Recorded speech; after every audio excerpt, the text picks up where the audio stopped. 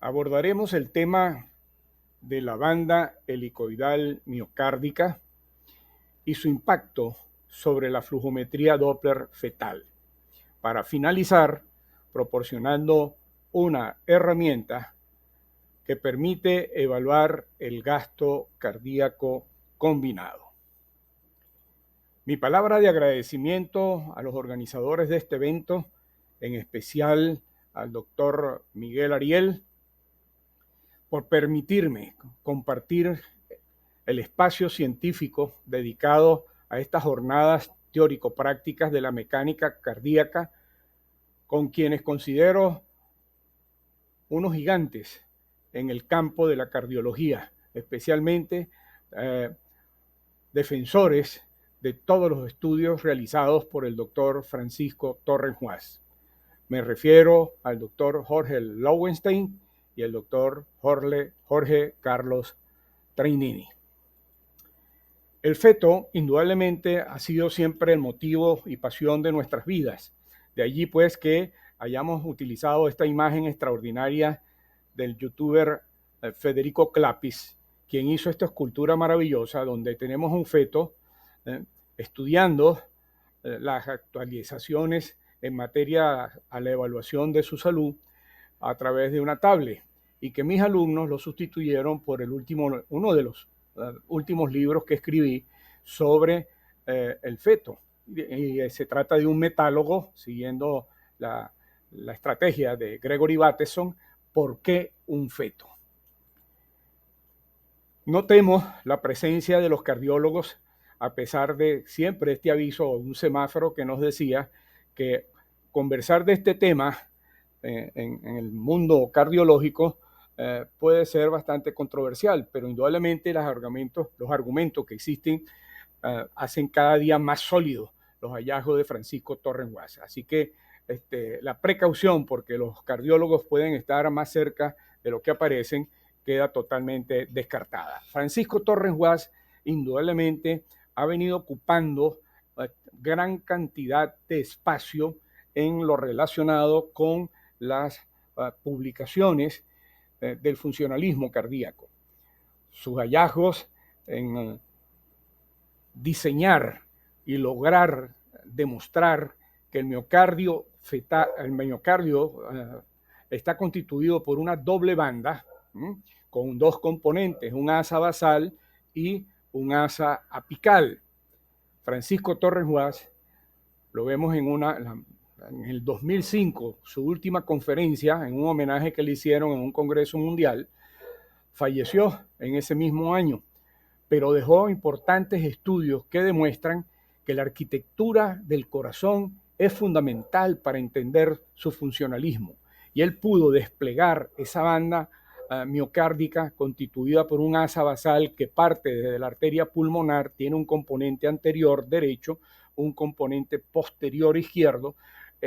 La disposición de las fibras en ese punto rotan 180 grados para dirigirse hacia la punta del ventrículo y formar la primera parte del asa apical, que es el asa descendente o el componente descendente, que rota nuevamente para ascender hacia el tracto de salida del ventrículo izquierdo, es decir, a través de la arteria aorta.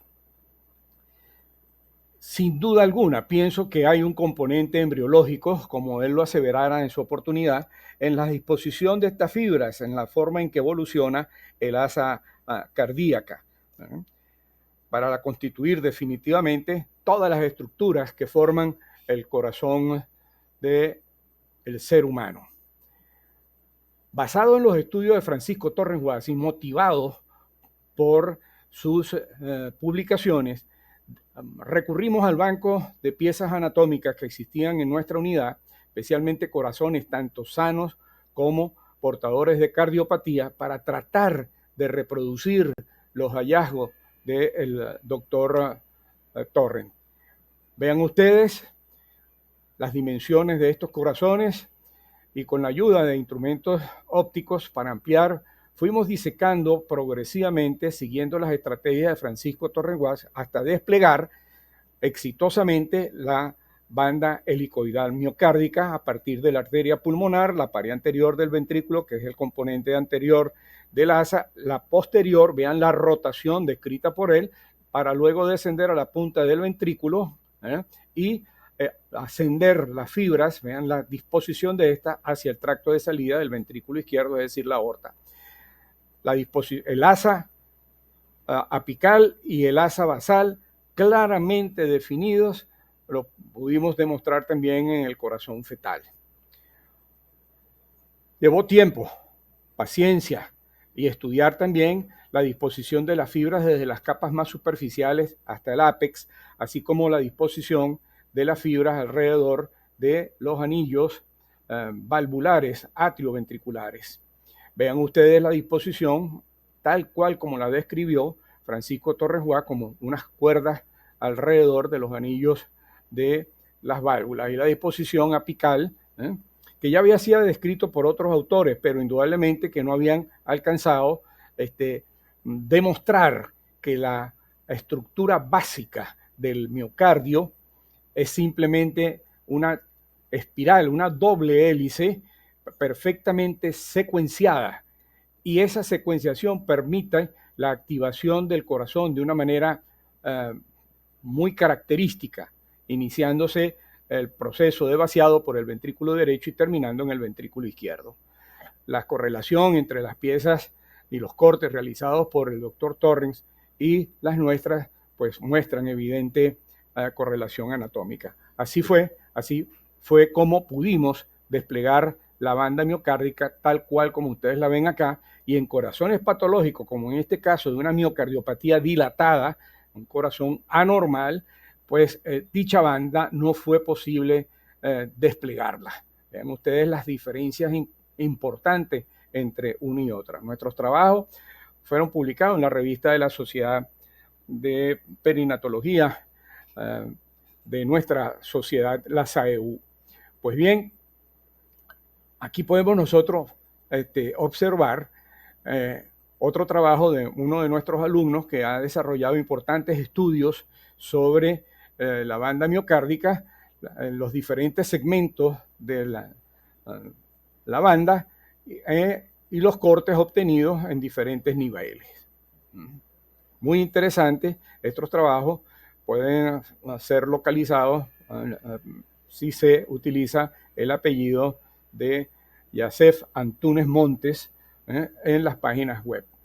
También tuvimos la oportunidad junto con él de pesar cada uno de los segmentos de las asas, cosa pues que si bien era de esperar que existía alguna diferencia entre el peso de cada una de ellas, pues también revela pues la predominancia en un momento dado en corazones de adultos de ciertos segmentos. Les voy a mostrar un video o un par de videos de piezas anatómicas realizadas por nosotros.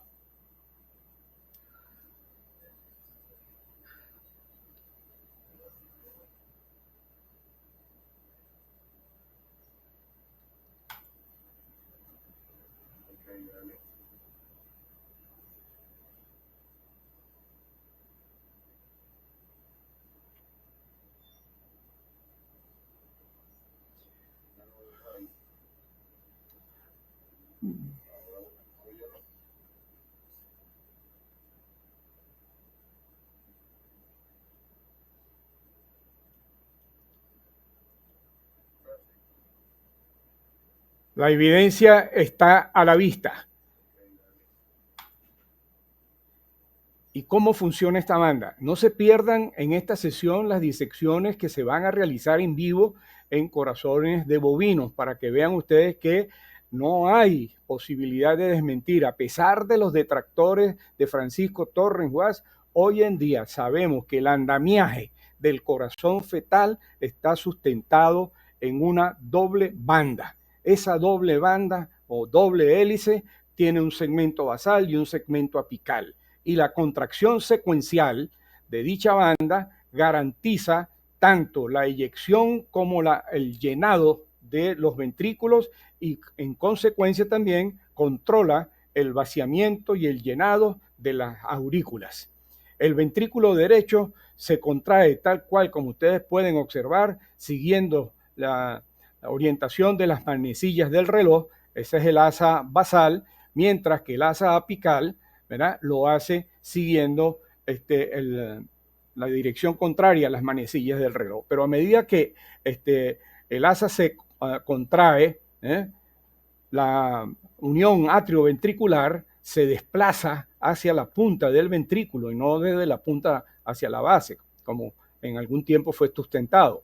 Pero se tuerce, el ventrículo tiene un doble movimiento, desplazamiento de la base hacia la punta, y se tuerce y se destuerce, para luego reponerse, ascender la base hacia la unión atrioventricular, a la posición original de la unión atrioventricular, y en ese momento el ventrículo se está llenando y ayuda con esto a que las aurículas, al ser comprimidas, se vacíen hacia los ventrículos. Es decir, que los ventrículos comandan prácticamente su llenado y vaciamiento, coadyuvados o ayudados por la actividad contráctil y de relajación de las aurículas.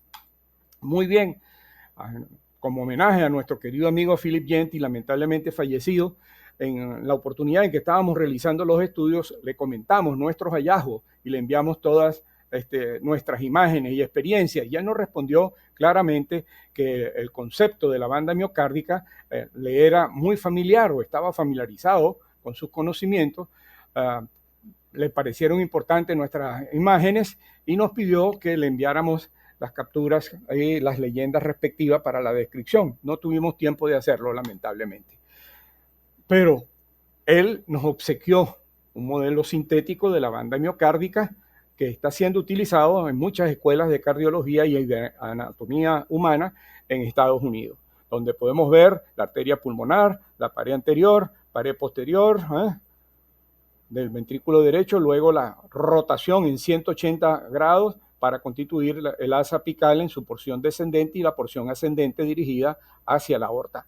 Bueno, basado en estos conceptos y la forma en que se va contrayendo el asa de manera secuencial, partiendo desde, por supuesto, de la red de despolarización ventricular, que eso sí es verdad que no cambia, el hecho es de que esta asa garantiza el desplazamiento de la unión atrioventricular hacia la punta, como ven ustedes acá, y por otro lado la torsión y distorsión del ventrículo. Esta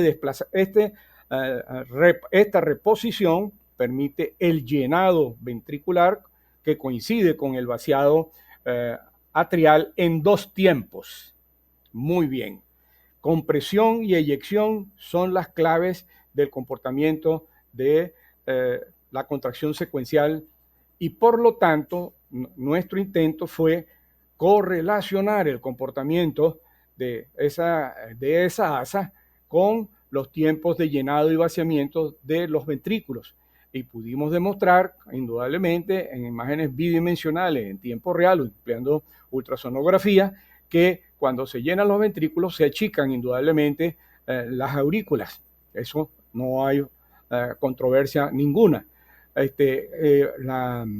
Las técnicas de strain rate nos han permitido demostrar el comportamiento de los vectores tanto en el ventrículo izquierdo como en el ventrículo derecho.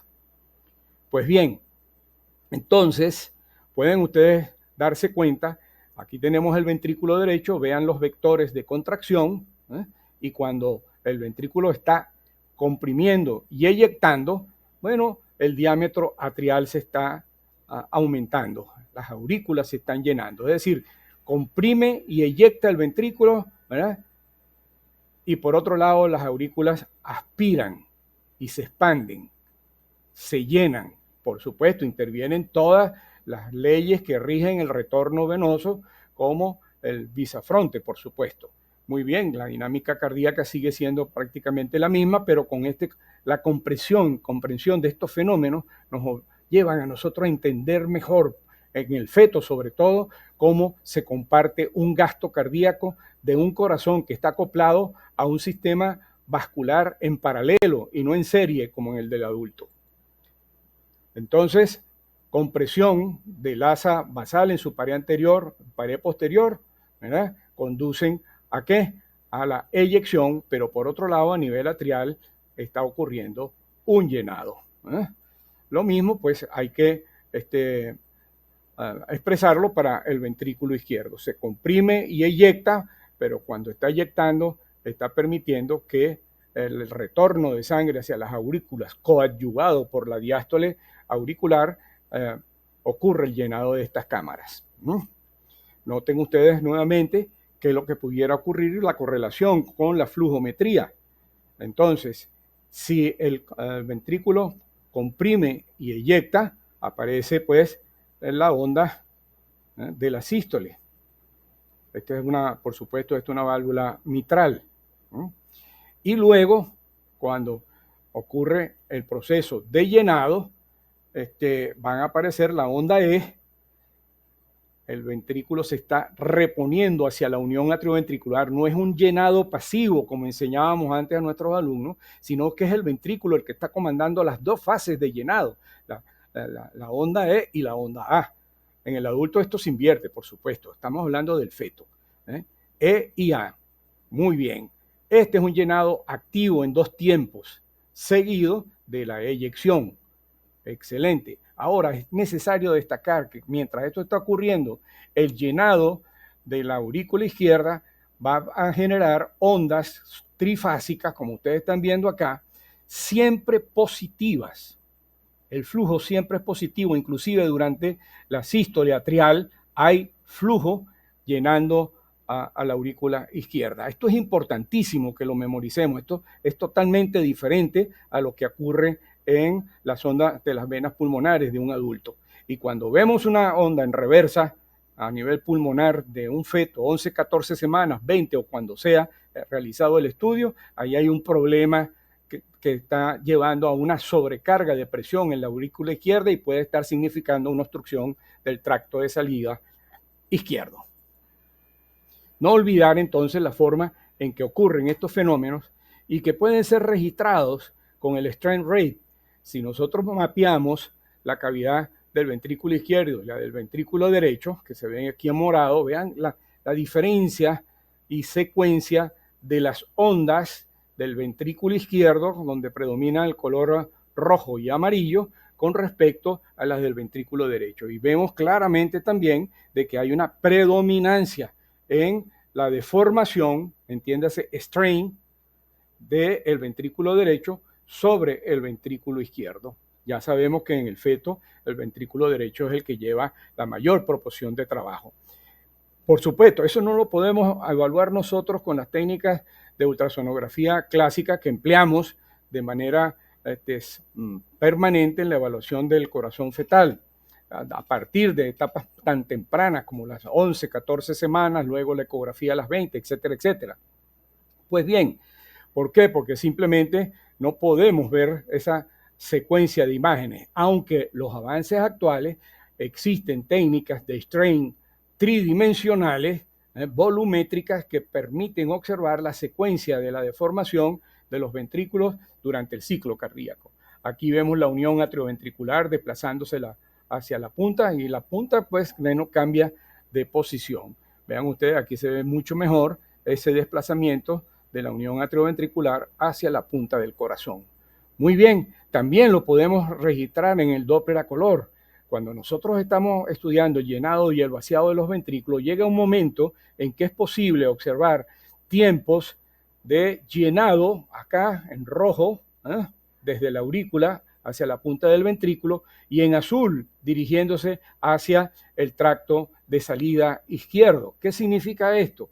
Que cuando el corazón está volviendo, se está distorciendo y está la unión atrioventricular llegando a su posición original, pues comienza el llenado del ventrículo, pero a la vez también puede ocurrir, o está ocurriendo la parte final de eyección hacia el tracto de salida. Esto para mí representa gráficamente el doble tiempo de llenado y vaciado en el ventrículo izquierdo y refleja la actividad del asa apical ventricular. Muy bien, vamos a resumir este proceso en estas gráficas que he diseñado para una mejor comprensión. Si la unión atrioventricular se desplaza hacia la punta y el corazón se tuerce, ocurre una compresión y esa compresión se traduce en una inyección, pero por encima de la unión atrioventricular hay un aumento importante de una fuerza de succión que contribuye al llenado atrial y en ese momento las aurículas están relajándose indudablemente. ¿Okay? Una vez que se repone la unión atrioventricular y el corazón se tuerce, ¿qué va a pasar sobre el volumen adquirido? Va a ser comprimido, aumenta la presión y esto favorece el llenado ventricular. Pero fíjense ustedes que es el pistón el que está actuando como un punto de apoyo. Ya verán al doctor Traiminis en la argumentación que expone, un punto de apoyo importantísimo para que se dé la succión ventricular, el llenado ventricular en dos tiempos, coincidente con el vaciado atrial. Entonces, succión, compresión, compresión, eyección en una cámara, mientras en la otra hay succión, compresión, y abajo en el ventrículo, compresión, eyección y luego la succión indudablemente y finaliza pues con la relajación total de la banda. Y así es como nosotros podemos entender fácilmente todas las ondas de velocidad de flujo que están incluidas en la evaluación del ciclo cardíaco. Podemos evaluar los tiempos de llenado, ¿verdad? Iniciando con el tiempo de relajación isovolumétrica, onda E y onda A, aquí contracción isovolúmica o isovolumétrica, la eyección y se repite el ciclo de manera secuencial. Podemos estudiar las ondas de velocidad de flujo, ¿verdad? En el momento de la compresión, una fase inicial y el resto de la fase de compresión en las ondas típicas que reflejan las velocidades máximas y velocidades mínimas durante el periodo de compresión, eyección, y que convencionalmente se han llamado pico sistólico y velocidades diastólicas, pero realmente esto es un fenómeno de compresión e eyección de la manera en que le he explicado. Las venas tienen un tiempo de llenado inicial, las aurículas, que coinciden indudablemente con el pico sistólico y por eso se le ha llamado onda S. Luego, este es tiempo máximo de llenado atrial, este es el tiempo mínimo de llenado atrial y estas ondas E y A para correlacionarlas con las ondas E y A que van a revelar los componentes de poscarga del ventrículo en el cual está entrenando. En este caso, es del ductus venoso, pues sería la poscarga del ventrículo derecho. Recuerden ustedes que el ductus venoso siempre va a tener velocidades anterógradas, mientras que en condiciones patológicas de sobrecarga de trabajo del ventrículo derecho o cardiopatía congénita, la onda A se hace reversa. Y recuerden también entonces que podemos obtener las ondas de velocidad de flujo de las venas pulmonares que siempre con su morfología característica en silla de montar árabe tienen velocidades positivas en el tiempo A de la sístole atrial. Vean ustedes aquí abajo las ondas de velocidad de flujo de las arterias pulmonares periféricas. Entonces, si entendemos esto, nosotros estamos dándole una dimensión sumamente adaptada a los conceptos de Francisco Torres Guas en el funcionalismo cardíaco fetal. Corazón que se tuerce y desplaza su unión atrioventricular y luego se destuerce y repone la unión atrioventricular. En la primera fase comprime y eyecta la sangre y en las aurículas genera poderosas fuerzas de succión. Entonces prácticamente nosotros pudiésemos resumir el ciclo cardíaco en base a la acción de un pistón que se encuentra en la unión atrioventricular y que actúa en concordancia con la torsión y distorsión de los ventrículos. Bien, teniendo en cuenta todos estos conocimientos y correlacionando el comportamiento de la contracción y relajación de la banda con las ondas, fue que nos dimos a la tarea de buscar una herramienta, porque ustedes saben que el corazón del feto funciona diferente al corazón del adulto y en consecuencia nosotros tenemos que tener claro, primero, que el corazón del feto está en una posición diferente a la del adulto. 3 de sus cámaras están en el emitor izquierdo. El ventrículo anterior o retroesternal es el ventrículo derecho. El ventrículo izquierdo es posterior. Muy bien. Solamente la aurícula derecha está realmente ubicada del lado izquierdo del tórax. Entonces, si nosotros conocemos eso y además conocemos que el corazón del feto está acoplado a un doble circuito vascular, un circuito que va hacia el cerebro proveniente de la aorta, cerebro y extremidades superiores, es mucho más corto ese circuito, y otro circuito que está acoplado al ventrículo derecho que va hacia toda la carcasa del feto y hacia la placenta. Y hay un diferencial de presiones y cambios hemodinámicos entre uno y otro sector capaces de modificarse conforme avanza la edad gestacional o se presenten complicaciones de hipoxia en el feto. Muy bien. Si entendemos todo este concepto, podemos nosotros decir que podemos evaluar la duración del ciclo cardíaco en cada uno de los ventrículos. Y cómo nos hemos propuesto evaluarlo y cuáles son los resultados que hemos obtenido. Muy bien. Paso a continuación. Una vez que queda demostrado que el comportamiento de la banda miocárdica puede ser evaluada en tiempos de llenado y vaciado de cada una de las cámaras, nos vamos a ocupar de obtener la evaluación total del ciclo cardíaco del ventrículo derecho y del ventrículo izquierdo. Toda vez que entendemos que el corazón del feto trabaja de manera de proporcionar un gasto cardíaco combinado, nosotros no podemos evaluar la capacidad de funcionalismo cardíaco del feto a través de un solo parámetro, de un solo ventrículo, como puede ser el índice TEI del ventrículo izquierdo, para poner un ejemplo. Se pudieran hacer los dos índices, pero para el obstetra que de manera práctica quiere saber cómo está funcionando el gasto cardíaco del feto, deberíamos tener una herramienta que globalice este asunto y evaluar los tiempos de llenado y vaciado de ambos ventrículos, pero dentro de la duración del ciclo cardíaco. Ya vimos que es posible utilizar el strain rate para demostrar el comportamiento de la banda miocárdica, tanto el llenado como el vaciado de ambos ventrículos. Y cuando vemos los vectores biventriculares, podemos estudiar la asimetría en que ocurre. Mientras uno se está llenando, prácticamente los vectores del otro lado tienen una dirección contraria. Eso garantiza que o demuestra la contracción secuencial. Los vectores de desplazamiento de las uniones atrioventriculares se dirigen en direcciones contrarias, lo cual demuestra que cuando el ventrículo derecho inicia su fase de llenado, las paredes del ventrículo izquierdo comienzan su aproximación y viceversa. En un determinado momento del ciclo cardíaco, los vectores de desplazamiento presentan una misma dirección hacia el ápex. Esto refleja que la unión atrioventricular se está desplazando hacia la punta. Pero el cambio de dirección significa que el corazón se está torciendo y se está destorciendo.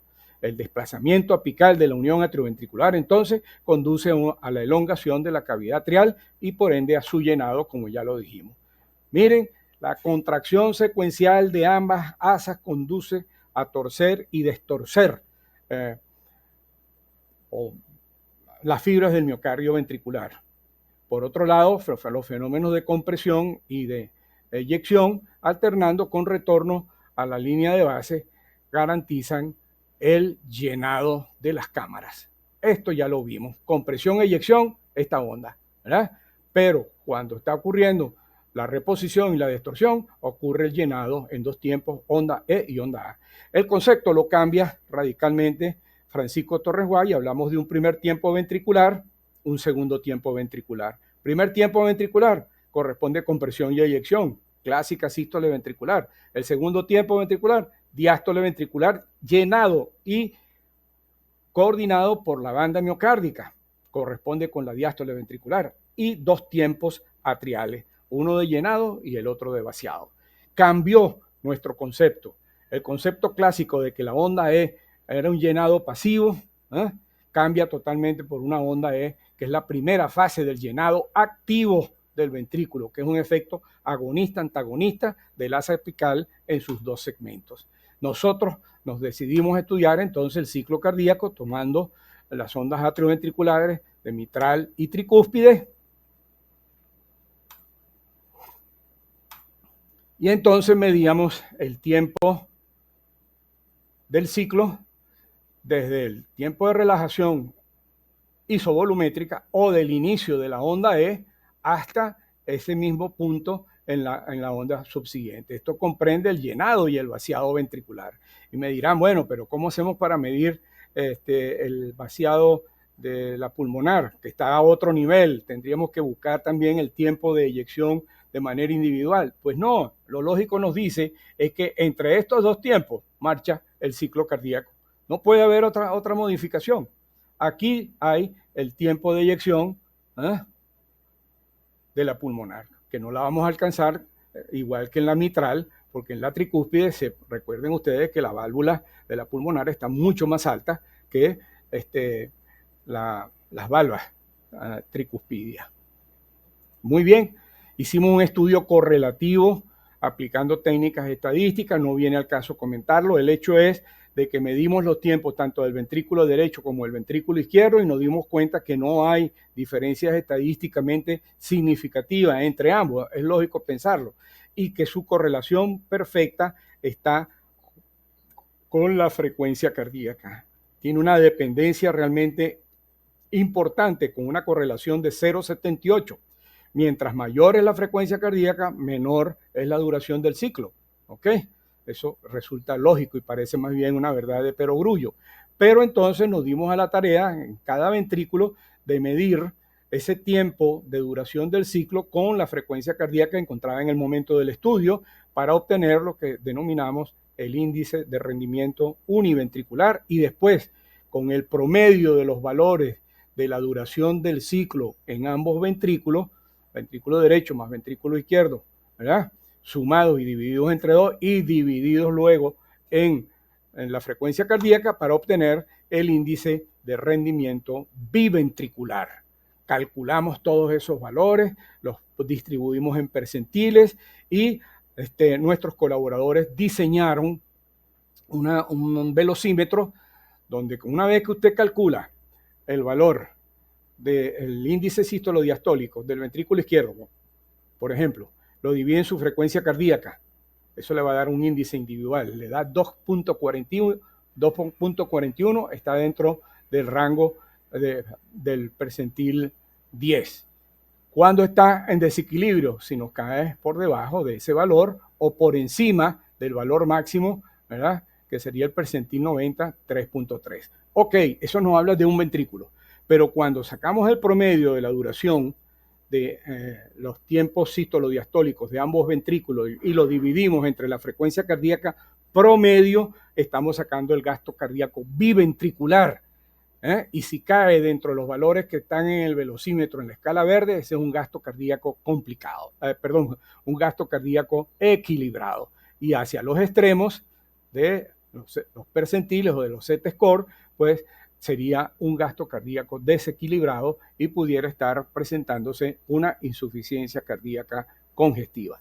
Hemos desarrollado una calculadora, y ya voy terminando, para señalarles que la forma de usarla es la siguiente: obtener el valor del tiempo sístolo-diastólico de cada ventrículo y lo divide entre su respectiva frecuencia. El valor obtenido de cada uno, si se ubican en la escala verde, aún siendo diferentes, uno puede estar en percentil 10 y el otro en percentil 35, pero revelan que hay equilibrio del trabajo biventricular. Los valores en amarillo, rojo, desequilibrio, uno verde y otro rojo, desequilibrio del ventrículo rojo. Un caso nada más de una patología, noten ustedes las reversas en la arteria umbilical, crecimiento fetal retardado, vasodilatación cerebral, ductus venoso en reversa, pulsatilidad en la vena umbilical. Hay una diferencia sumamente importante, ¿verdad? En el desequilibrio de la duración del tiempo sístolo-diastólico. Un caso del doctor Héctor Quiroga, recientemente publicado. Este trabajo apenas ha sido ya aprobado para ser publicado. Yo los haré llegar por las vías correspondientes de los chats para que sean evaluados por ustedes y puestos en práctica. Hasta ahora, lo que llevamos en 181 casos estudiados, si se altera ese índice sístolo-diastólico con cardiopatías en descompensación, nos da una sensibilidad del 83% con una especificidad del 86%. Les digo que estamos evaluando esto en diferentes cardiopatías. De todas maneras, y a manera de finalización, cumpliendo con el último 30 segundos. Ustedes me dirán, y bueno, y si veo simplemente las ondas, muy bien, a veces la intuición del experto ve un corte tetracameral normal, con un eje cardíaco normal, las 4 cavidades normales, la relación entre las cámaras perfectamente normal, una onda de velocidad de flujo de llenado y vaciado en ambos ventrículos, válvula mitral y válvula tricúspide, eso me dirá mucho, no, esas ondas son totalmente normales en el feto, acompañado de venas pulmonares normales, ductos normales, y por último, el istmo de la aorta, son más que suficientes para decir que ese gasto cardíaco fetal está combinado. Para aquellos que no les gusta emplear cálculos. 1.000.000 de gracias. Recuerden siempre, no existe sabio que deje de preferir la mentira inventada por él a la verdad descubierta por otros.